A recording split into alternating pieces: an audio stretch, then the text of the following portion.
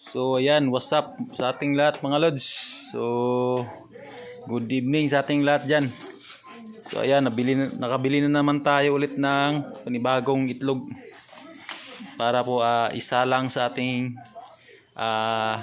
incubator. So ito po ay 14 tray lahat. So nabili natin to sa halagang 4,000 plus. So ayan, at isasalang na natin sa ating incubator at samahan nyo po kami na maglagay sa ating tray. So ayan, ito po ay large size po na itlog ng itik. Ayan. So sana po ay tuloy-tuloy yung ating pagbabalot po upang pangdagdag kita sa ating pangaraw-araw. So ayan, katulong natin si Mrs. sa pagsasalang dahil nga marami yung ating isasalang itlog. Sa 14 tray sana po ay makakuha tayo nito ng 12 tray na balot.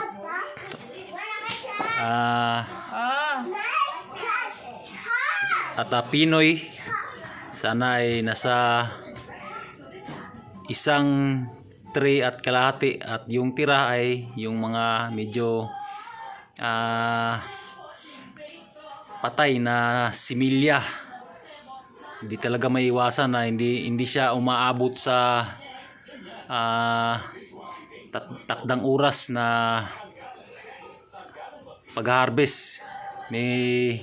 Meron nga na malaki na tapos namamatay din, siguro sa incubator or sa similya na hindi siya makatagal sa loob ng incubator. Hindi natin mapaliwanag ng maayos kasi nga hindi naman tayo expert nito. So ayan po, maramihan na yung ating pagsasalang, no, dahil nga nakagawa tayo ng incubator na medyo mas malaki kunti kumpara sa dati nating incubator. So sa ganito ay kailangang hands-on talaga upang ma-monitor natin yung kalagayan ng itlog sa loob ng incubator. Kasi nga pag pinababayaan natin, hindi natin alam kung anong dahilan ng may namamatay. Baka kulang sa init sa loob ng incubator, o di kaya sumobra yung init sa loob ng incubator. Kaya dapat monitoring talaga sa pag babalot. So ayan, maliitang kita pa naman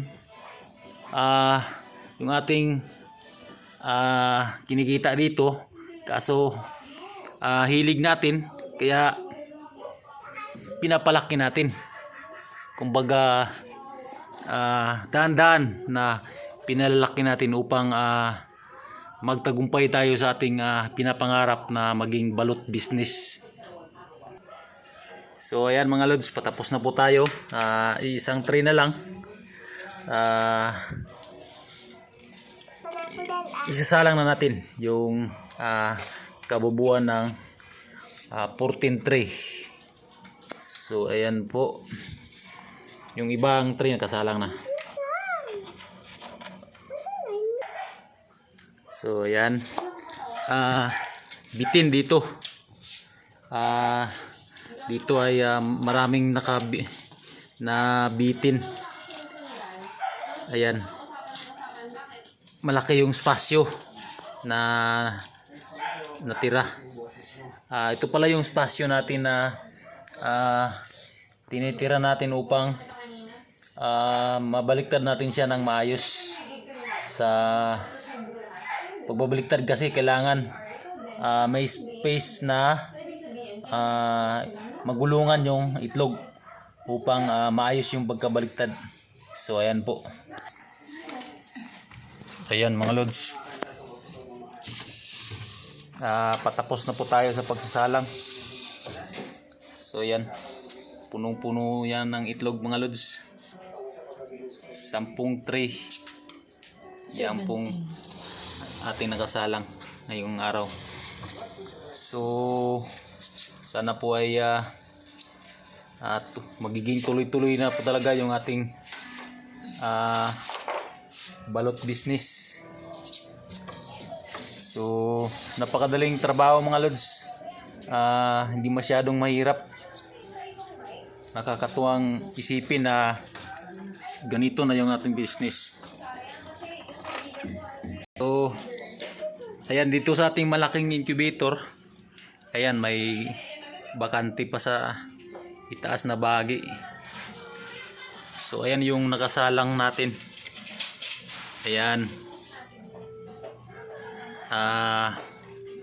Itutuloy natin talaga ito kapag ito po ay maayos yung kanyang rate, itong malaking incubator. Pinaparami pa po natin yung ating pagsasalang upang masubukan talaga yung kanyang rate, no? Dito ay may nakandel tayo na maraming Pinoy, gaya ng sinabi ko nung nakaraang vlog natin. So sana po ay sa klase lang po yun ng itlog na nakuha natin, nabili natin sa ating buyer. Itong mga bago dito ay nanggaling po ito sa ating buyer na maraming itlog yung bulto. I-update ko kayo kapag ito ay maganda yung kanyang rate. So ayan lang po sa gabing ito, at maraming salamat po sa manonood ng ating video. Sana po ay suportahan nyo po yung aking munting channel, at God bless po. Happy farming po sa ating lahat.